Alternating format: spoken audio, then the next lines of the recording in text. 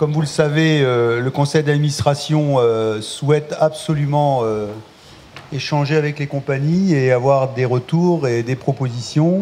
Nous-mêmes, on a des propositions à vous faire. Aujourd'hui, je trouve que c'était un bel événement parce que c'est la première fois qu'on donne la possibilité aux compagnies de nous interpeller, de nous donner leurs idées, de nous poser des questions. Quand le festival IN se termine, on entend partout que le festival est terminé. Et concrètement, on le voit dans les rues et on le voit dans les salles. La semaine où le festival d'Avignon se termine, nous avons beaucoup de mal à avoir du public. 3 semaines, malgré les jours de relâche, c'est sûr que c'est long. C'est long et c'est dur. Et nous, on est dans un théâtre où j'ai discuté avec beaucoup de compagnies, où on est plusieurs à se dire...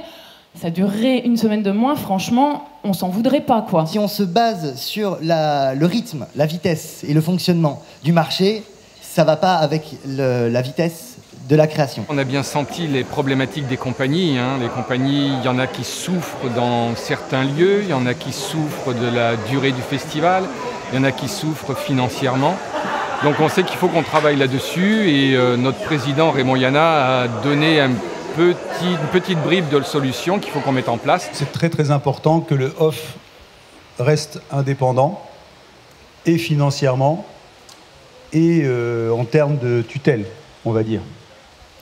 Il est possible peut-être de créer des structures parallèles qui pourraient nous accompagner autrement, notamment par rapport à ce fonds de soutien que j'appelle de mes voeux depuis quelques mois. Sur les questions qui ont été abordées, la plus pertinente et la plus importante à mon avis, c'est toujours la même, c'est celle de la professionnalisation du off. C'est comment accompagner les compagnies à vivre de leur métier et à pouvoir faire un festival où elles ne soient pas, où elles ne se retrouvent pas sans pouvoir se salarier, sans pouvoir faire décemment leur métier. Quelle est la proportion de ceux qui peuvent tout respecter, de ceux qui ne peuvent respecter que partiellement et de ceux qui ne peuvent pas du tout. Et je dis bien pouvoir, parce que je ne connais aucune compagnie à qui ça fait plaisir de ne pas payer des comédiens.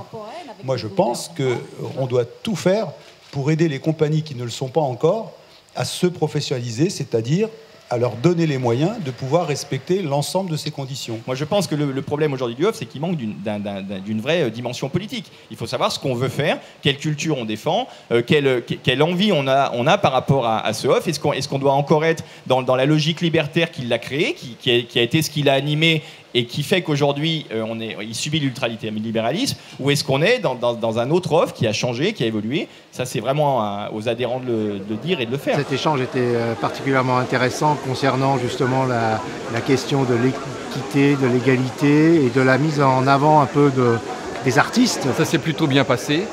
Les années précédentes, on avait des tensions, toujours des choses très difficiles entre les compagnies et l'association. Là, je vois que cette année, le débat a été ouvert et ça s'est plutôt bien passé. C'est une bonne chose, ça présage de bonnes choses pour l'avenir. Moi, je vais ajouter à quoi j'ai pu dire.